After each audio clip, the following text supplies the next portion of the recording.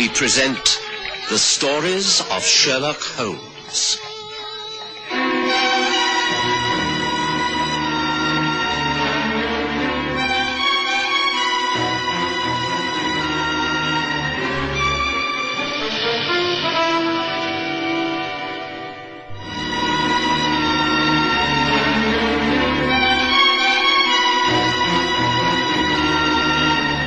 It was at the beginning of 1886 that I opened my surgery in Maida Vale in Paddington.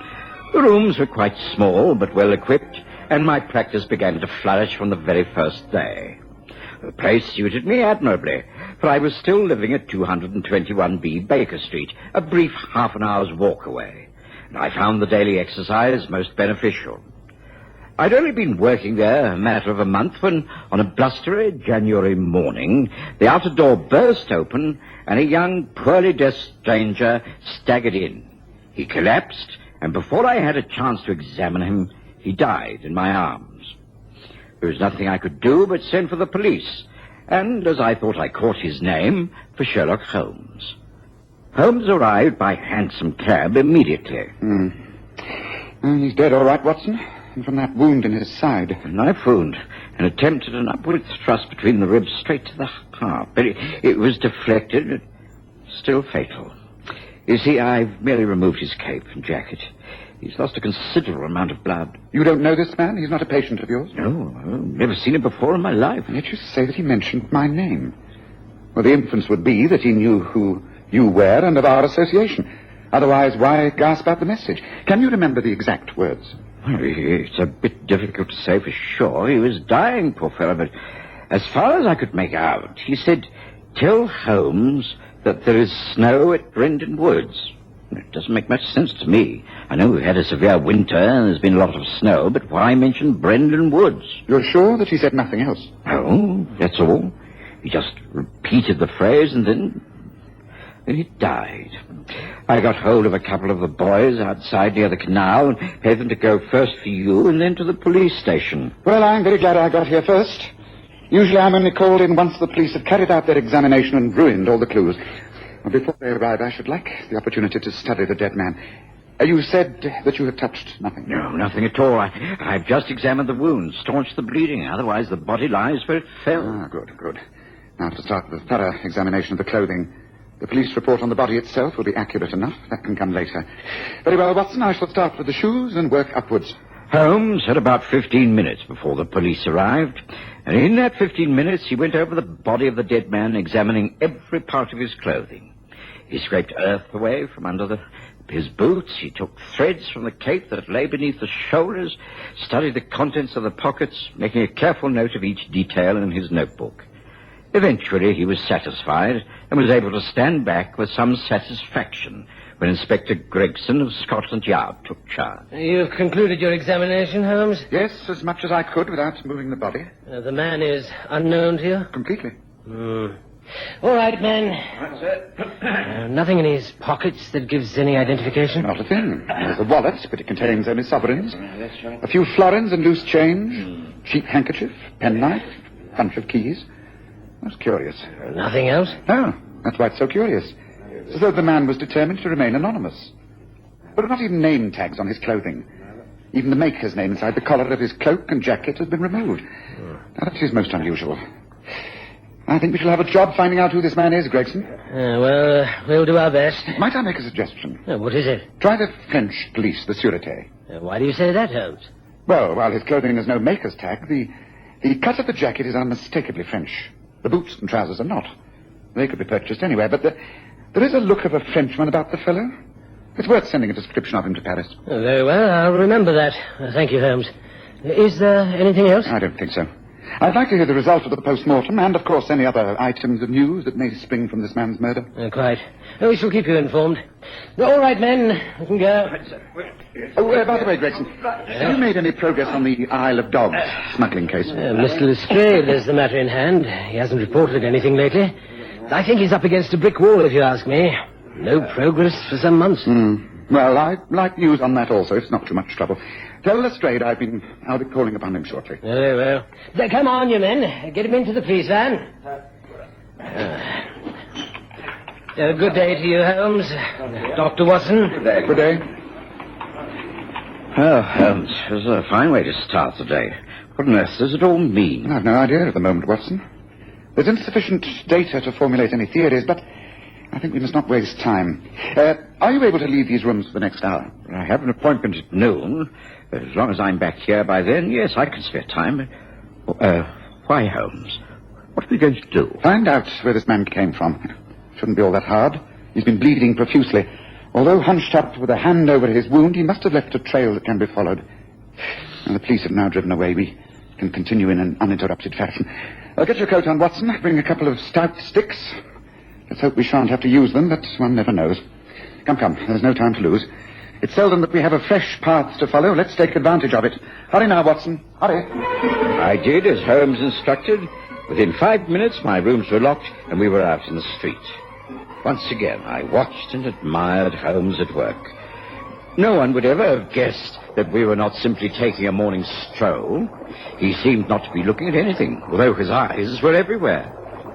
Sometimes he would pause, and with a nonchalant gesture of his stick indicate a spot of blood on the paving stone or a smear against a wall. We walked down Warwick Avenue and across Harley Place Bridge over Regent's Canal. There, Holmes stopped, and with a slight nod of his head, indicated some stone steps that led down to the water. At the bottom of the steps, a gravel path showed clear footprints.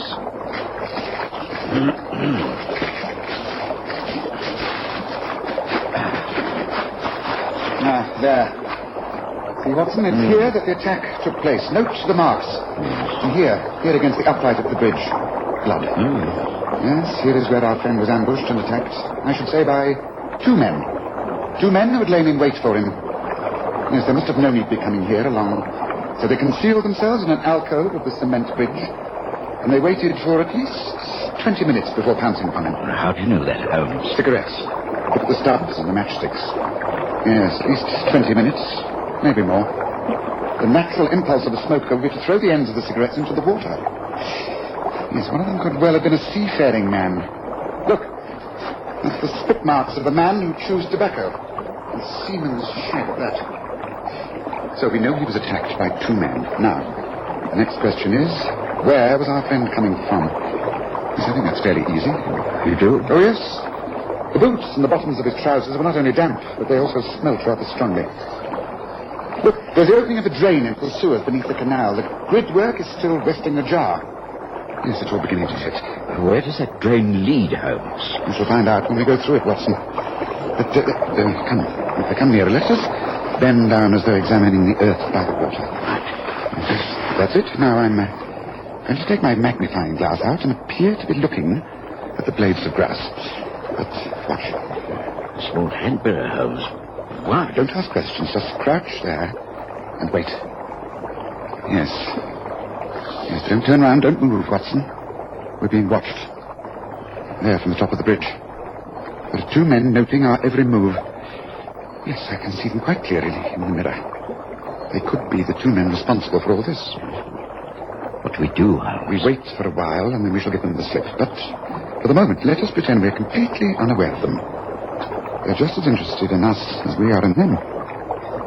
You know, this has all the elements of a most unusual case. What do you think they're up to, then? Well, what's it look like? We're trying to work out what happened. They must have followed the trail there. We should have finished him off proper and dumped the body in the water. The governor will say you made a right mess of this, Soapy. Me? Why me? I did what you told me to. If you hadn't got in that fight with them... We was told to stop him, weren't we? Plenty of ways of doing that without schooning him.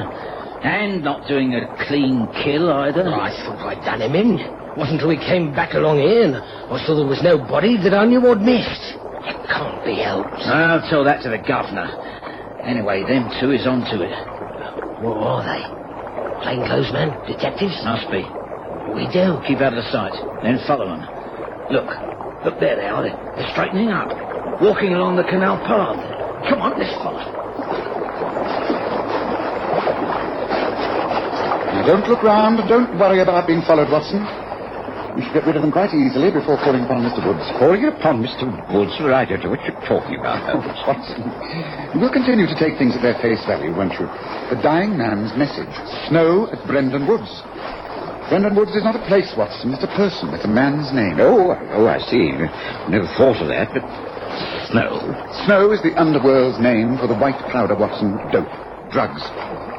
Brendan Woods has something to do with dope smuggling. That's why I asked Gregson about the Isle of Dogs case. Come on. Let's get rid of these tiresome followers, shall we? I was never able to keep up with Sherlock Holmes' powers of observation and deduction. His reasoning was always logical and usually correct, but at times I found it bewildering.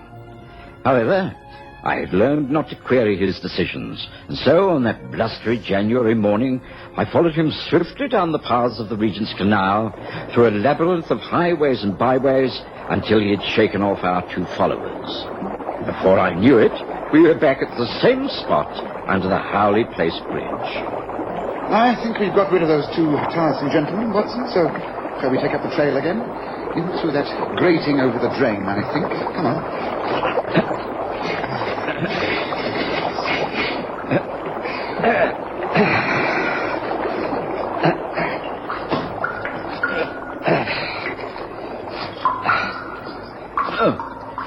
Now, this will not be pleasant, but we shall have to endure it. Yes, a handkerchief over the nose and mouth might help. Yes, I agree.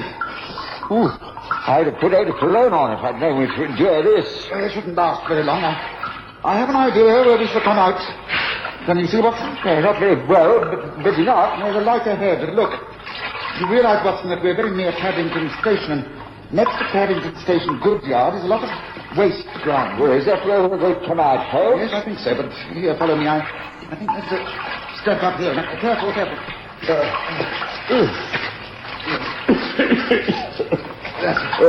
Now, this paving stone above has been moved.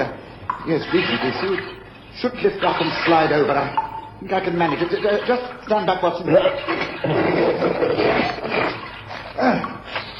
that's it.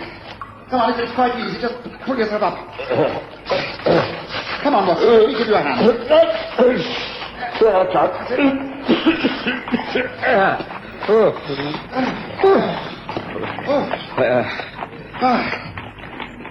Just as I thought. Yes, the courtyard. Look at that sign, Watson. Brendan Woods, Dragon Boatman. Well, you're right as usual, Holmes. It is a man, and he must live here. Yes. In this house in the yard, yes. Come along, let's see who's in charge here. Very rough sort of neighborhood, Holmes, you say. Very near the station. What do you want? How did you get in here? You should have come to the front. Mr. Woods doesn't like strangers in his yard. We are the police. You must let us in. We need to talk to Mr. Woods straight away. Police? Well, I'm Mrs. Paddy. I'm just the housekeeper. I don't know nothing about what goes on in these parts. I ain't done nothing. Take us to Mr. Woods, and I shall be more inclined to believe you. Oh, well, all right, then. Come on in, then. Mr. Woods, he doesn't normally see no one. He's bedridden, you see. Has been for some years. He never leaves the house. And I don't rightly like to disturb him so early. Early? It's nearly lunchtime. Well, I never go into him until after 12 o'clock. Sleeps a lot, he does. Here are. There's two gentlemen to see you, Mr. Woods. I think... Oh, my God. I shall never forget my first impressions of that room. It was large, but so cluttered with bric-a-brac that it looked like a junk shop. Facing us against one wall was a heavy brass and iron bed. Under the patchwork counterpane lay a frail old man. His head was partly covered with a white nightcap. His frail, bloodless hands clutched at the grimy sheet about his neck. One glance was enough. The man was desperately ill. Mr. Woods! Mr. Woods! Holmes, this man's dear. ill. He's hardly conscious. Please, let me see to him. Now, what's the matter? He was all right yesterday. Yes, he's had a stroke. He's conscious, but can't speak. See, his hands are twitching. Holmes, we must get this man into hospital. Yes, but what's this? A piece of paper by his hand. Finds what they would wish to keep. Golden orbs in reach of sleep.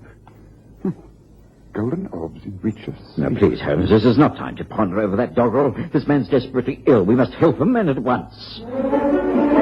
Holmes went into action. He immediately handed the housekeeper a sovereign and gave her clear instructions. A carriage ambulance was sent for, and the old man was removed. Holmes went over the room in great detail, and then took a hansom straight to Scotland Yard. He was lucky to find Gregson in his office. The dead man was French, all right, Holmes. Name André Bresson. He was working on what the French call l'affaire of Passavant. A smuggling gang who used the Thames as a way of passing dope to ships bound for America. Just as I thought. Any more details? The French think that he was onto the London top man. His identity is unknown. He works under the name of the Governor. Bresson's latest report led the Sûreté to believe that he was about to break the whole line. He should have had information about every port, every dumping ground for drugs from Marseille to Liverpool. But we can't find that information. I think we may be able to, even yet, Gregson. Now, listen to what I have to say. It's vitally important. The man we are after, whom they call the Governor, can be caught. I think I know how he will react. His men are the ones who were watching Watson and myself earlier today. We can trick them, I'm sure. You were tricked. You made a mess of the whole thing. Attempted to kill Bresson and aroused suspicions. Allowed him to crawl away. How do you know that he hasn't told the police everything he knows? We did our best. We was just unlucky, that's all. Well, Soapy's right. And what could we do once those two turned up? I mean, the tall fellow in the cape and the hat and the other fatter one. You don't even know who they are, do you? You dopes. That man is Sherlock Holmes, and his companion is Dr. Watson. Holmes happens to be the best private detective in Europe. And you have put him on my trail. Now go on, get out. Get out. I'll handle this myself from now on. It's clear that Bresson had an accomplice in the Regent Canal. The rag and bone merchant, Brendan Woods. It's time someone interrogated him. Well, if you'd like us to call round... No. You never any more. You are dismissed. Now clear out. Yeah, look here. What about our payment? You promised... All I promise you is a nasty death unless you get out of my sight this instant and stay out. Go on, get out. I told you. I'll manage myself from now on. I must put a stop to this straight away. Before Mr. Sherlock Holmes gets too well informed. Yes, I must move on it straight away.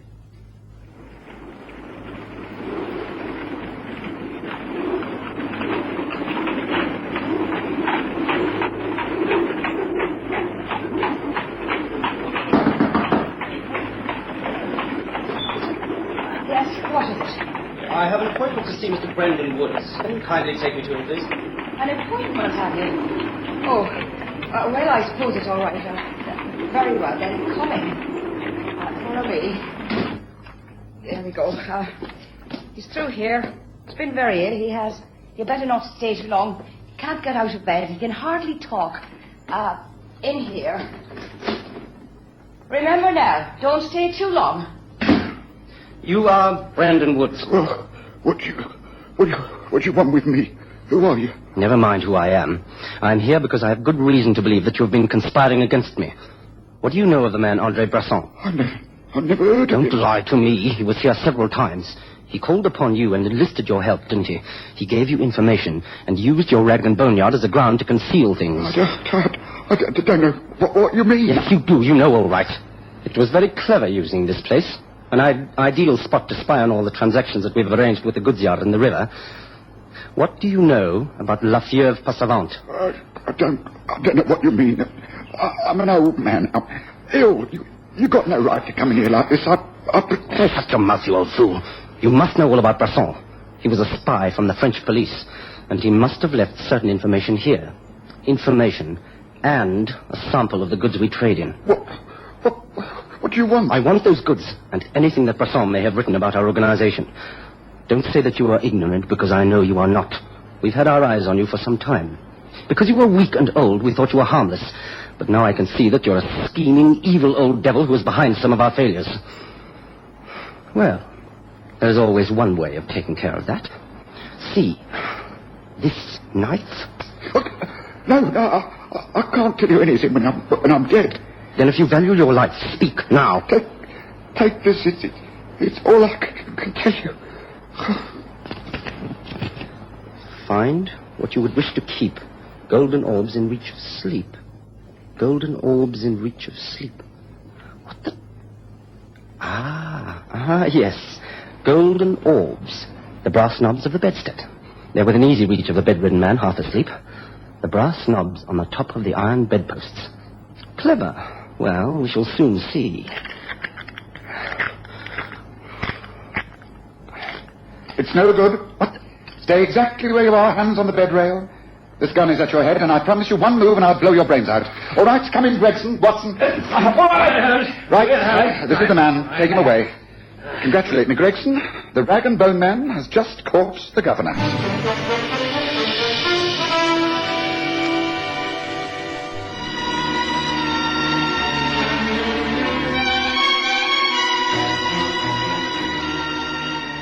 Gregson, of course, was delighted at this sudden and dramatic turn of events. The place suddenly seemed to be swarming with policemen. The governor was taken away, and over a nice hot cup of tea served by Mrs. Paddy, the housekeeper, Holmes explained how he'd dressed as the old man and taken his place. Gregson was right, of course. Bresson did have information, and he was using the rag and bone man as a cover point. Yes, I saw at once the meaning of Wood's message. The golden orb was indeed the brass bed knob. I extracted all the contents, a pouch filled with opium and heroin, and also Bresson's notes regarding the people and places he knew were dispersal points in the drug-running business, operating from Regent's Canal to the Isle of Dogs. A very useful case, Watson. Well, thanks, Miss Paddy, whom I took into my confidence, the matter has been successfully concluded. One can only hope that Brendan Woods, the rag and bone man, makes a good recovery. Well, shall we go home now, Watson, or would you like another cup of tea?